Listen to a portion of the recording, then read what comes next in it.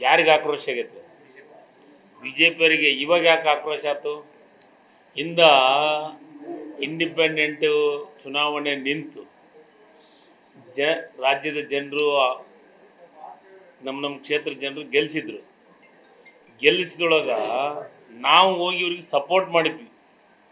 ದಕ್ಷಿಣ ಭಾರತದೊಳಗೆ ದಕ್ಷಿಣ ಭಾರತದೊಳಗೆ B J P ಸರ್ಕಾರ ಬಂದೈತಂದ್ರೆ ಅದು ನಾವು ಇಂಡಿಪೆಂಡೆಂಟು. ಅವಾಗ ತಮ್ಮ ಸರ್ಕಾರ ಉಳಿಸೋಣ ಸಲುವಾಗಿ ಇಡೀ ಶಾಸಕತ್ವನ ರದ್ದು ಮಾಡಿದ್ರಲ್ಲ. ಅವಾಗ ನೋವಾಗಲಿಲ್ಲ ಬಿ ಜೆ ಪಿಯವರಿಗೆ, ಆರ್ ಅಶೋಕ್ ಅವ್ರಿಗೆ, ವಿಜೇಂದ್ರ ಅವ್ರಿಗೆ, ಇವತ್ತು ಯಾರ್ಯಾರಿಗೆ ಸಿ ಟಿ ರವಿ ಅವ್ರಿಗೆ, ಇವ್ರಿಗೆ ಯಾರಿಗೆ ನೋವಾಗಲಿಲ್ಲ. ಈಗ ಬರೀ 6 ತಿಂಗಳು ಸಸ್ಪೆಂಡ್ ಮಾಡೋಕ್ಕೆ ಇವ್ರಿಗೆ ನೋವಾಗೈತಿ. ನಾನು ಅದಕ್ಕೆ ಬಿ ಜೆ ಪಿಯವ್ರಿಗೆ ಕೇಳ್ತೀನಿ, ನೀವು ನಿಮ್ಮ ಸರ್ಕಾರ ಇದ್ದತ್ನ್ಯಾಗ ನಿಮಗೆ ಸಹಾಯ ಮಾಡಿ ಈ ರಾಜ್ಯದೊಳಗೆ ದಕ್ಷಿಣ ಭಾರತದ ಹೆಬ್ಬಾಗಲು ಬಿ ಜೆ ಪಿಗೆ ಹೆಬ್ಬಾಗಲಾದಂಥ ಕಾರಣೀಭೂತರಿಗೆ 6 ಮಂದಿ ಸಸ್ಪೆಂಡ್ ಆದ್ರಲ್ಲ, ಅವಾಗ ಈ ನ್ಯಾಯ, ಈ ನೀತಿ, ಸಂವಿಧಾನ ಎಲ್ಲ ಗಾಳಿಗೆ ತೂರಿದ್ರಲ್ಲ. ಅವತ್ತ ನೀವು ದಾಂಧಿ ಮಾಡಿದ್ದಕ್ಕೆ, ನೀವು ತಪ್ಪು ಮಾಡಿದ್ದಕ್ಕೆ ನಿಮ್ಮನ್ನು 6 ತಿಂಗಳ ಅನರ್ಹ ಮಾಡಿದ್ದಾರೆ. ಅಂದರೆ ಸ್ಪೀಕರ್ ಹುದ್ದೆ ಒಂದು ಪ್ರಮುಖವಾದಂಥ ಹುದ್ದೆ. ಅಂಥ ಹುದ್ದೆಯನ್ನು ದುರ್ಬಳಕೆ ಮಾಡಿದಂಥ ಇತಿಹಾಸ ಏನಾದರೂ ಇದ್ದರೆ ಅದು ಬಿ ಜೆ ಪಿ ಸರ್ಕಾರದೊಳಗೆ. ಇದೇ ಆರ್ ಅಶೋಕ್ ಅವರು ಮಂತ್ರಿ ಇದ್ದರು, ಈ ರಾಜ್ಯದ ಮುಖ್ಯಮಂತ್ರಿಗಳು ಇವರಿದ್ದರು, ಯಡಿಯೂರಪ್ಪನವರಿದ್ದರು. ಸೇಡು ಅನ್ನೋದಕ್ಕಿಂತ ನೀವು ಮತ್ತೊಬ್ಬರಿಗೆ ತಪ್ಪು ಮಾಡಿದ್ರಲ್ಲ, ಅವಾಗ ನಿಮಗೆ ಅನಿಸ್ಲಿಲ್ಲ ನಾನು ಅಂತ. ನಮ್ಮನ್ನು ನೀವು ದಾಂಧೆ ಮಾಡೋದಕ್ಕೆ ಅನರ್ಹ ಮಾಡೋಕೆ ಸ್ಪೀಕರ್ಗೆ ಕಾನೂನೊಳಗೆ ಅವಕಾಶ ಐತಿ. ನೀವು ಶಾಸಕತ್ವ ರದ್ದು ಮಾಡೋಕೆ ನಿಮಗೆಲ್ಲ ಅವಕಾಶ ಇತ್ತು. ನೀವು ಮಾಡಿದ್ರೆ ನಮ್ಮ ಶಾಸಕರನ್ನ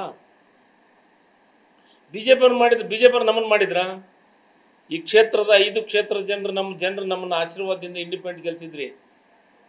ನಮ್ಮನ್ನು ಅನರ್ಹ ಮಾಡಿದ್ರಲ್ಲ, ಅವಾಗ ಆರ್ ಅಶೋಕರ ಬುದ್ಧಿ ಎಲ್ಲಿ ಹೋಗಿತ್ತು? ವಿಜೇಂದ್ರ ಅವ್ರದ್ದು ಬುದ್ಧಿ ಎಲ್ಲಿ ಹೋಗಿತ್ತು? ಸಿ ಟಿ ರವಿ ಅವರು ಎಲ್ಲ ಬಿ ಜೆ ಪಿಯ ಟೀಮನು ಬುದ್ಧಿ ಯಾವಾಗಿನ ಕೆಲಸ ಮಾಡ್ತಿತ್ತು. ನಾವು ಅವ್ರಿಗೆ ಅನರ್ಹ ಮಾಡಬಾರ್ದಾಗಿತ್ತು, ಅವ್ರು ಮಾಡಿದರೆ ನಮಗೆ ತೊಂದರೆ ಆಗತ್ತಾ, ಅವರು ಇಂಡಿಪೆಂಡೆಂಟ್ ಗೆದ್ದಿದ್ದಾರೆ. ಅವಾಗ ಕಾಮನ್ ಸೆನ್ಸು, ನೀತಿ, ನ್ಯಾಯ ಯಾವುದು ಕಣ್ಣಿಗೆ ಕಾಣಲಿಲ್ಲ. ಈಗ ಭಾಳ ಜೋರಾಗಿ ವಿರೋಧ ಪಕ್ಷದ ನಾಯಕರು ಜೋರು ಭಾಷಣ ಮಾಡಿ ಹೋರಾಟ ಮಾಡ್ತೀವಿ. ಯಾವಾಗ ಈ ಬಡ ಮಕ್ಕಳಿಗೆ, ಈ ಇಂಡಿಪೆಂಡೆಂಟ್ ಗೆದ್ದಂಥ ಮಕ್ಕಳಿಗೆ, ಇವರಿಗೆ ತಂದಿಲ್ಲ ತಾಯಿ ಇಲ್ಲ, ಕ್ಷೇತ್ರ ಜನರೇ ತಂದೆ ತಾಯಿ, ಇಂಥವ್ರಿಗೆ ನೀವು ಬೆಂಗಳೂರೊಳಗೆ ನಮ್ಮನ್ನು ಅನರ್ಹ ಮಾಡಿದ್ರಲ್ಲ, ಪಾಪ ತಟ್ಲಾರ್ತೈತಿ ನಿಮ್ಗೆ. 100ಕ್ಕೆ 100ರಷ್ಟು ಇನ್ನೂ ಭಾಳ ಕೆಟ್ಟ ಪಾಪ ಬಿ ಜೆ ಪಿಗೆ ಬರ್ತೈತಿ ಕರ್ನಾಟಕ ರಾಜ್ಯದೊಳಗೆ. ನಾನು ಧರ್ಮಾಧಾರಿತ ಯಾರಂದ್ರು? ಧರ್ಮಾಧಾರಿತ ಯಾರಂದ್ರು?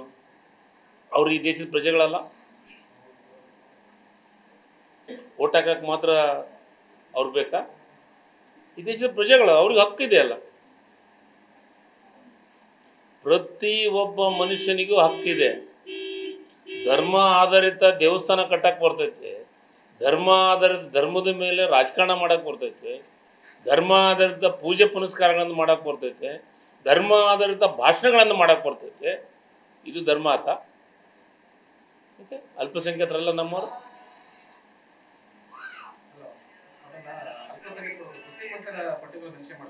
ಈಗ ಕೆಲವೊಂದಿಷ್ಟು ವಿಚಾರ ಅದ್ರ ಬಗ್ಗೆ ಹೇಳಿ, ಚರ್ಚೆ ಮಾಡಲಿ. ನೀವು ಯಾಕೆ ಹಿಂಗೆ ಮಾಡಕತ್ತೀರಿ ಅಂತ ಚರ್ಚೆ ಆಗಲಿ, ಅದಕ್ಕೆ ಉತ್ತರ ಕೊಡ್ತಾರೆ. ಅದು ದಾಂಧಿ ಮಾಡೋಂಥದ್ದು ಏನಿತ್ತು? ಅಲ್ಲಿ ಹೋಗಿ ಅವ್ರಿಗೆ ಸ್ಪೀಕರ್ಗೆ ನೀವು ಇದನ್ನು ಪ್ರತಿಭಟನೆ ಮಾಡಿ ಪೇಪರ್ ಹರಿದು ಅವ್ರ ಮಕ್ಕದ ಮ್ಯಾಗ ಹೋಗೋಂಥದ್ದು ಏನಿತ್ತು?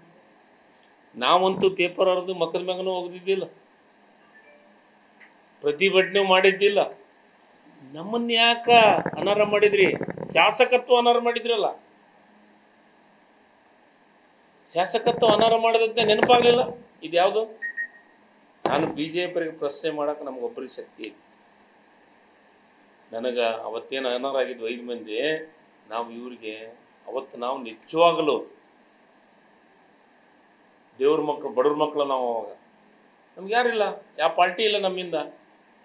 ಈ ಕ್ಷೇತ್ರ ಜನರ ನಮಗೆ ದೇವರು. ಅವಾಗ ನೀವು ನಮ್ಮನ್ನು ಅನರ್ಹ ಮಾಡಿದ್ರಲ್ಲ, ನಾನು BJP ಕೇಳ್ತೀನಿ. ಅದಕ್ಕೆ ನಿಮಗೊಂದು ಕಾಲ, ನಮಗೊಂದು ಕಾಲ ಅಲ್ಲ, ಎಲ್ಲರಿಗೂ ಒಂದೇ ಕಾಲ. ನೀವು ಅವತ್ತು ನಮ್ಮನ್ನು ಬರೇ 6 ತಿಂಗಳ ನಮ್ಗೆ ವಿಧಾನಸೌಧದಾಗ ಬರಲಾರ್ದಂಗೆ ಮಾಡಲಿಲ್ಲ ನೀವು. ಇಡೀ ಜೀವನ ಪರ್ಯಂತ ನೀವು ಹೊರಗೆ ಹೋಗ್ಬೇಕು, ಶಾಸಕತ್ವನ ರದ್ದು ಮಾಡಿದರು.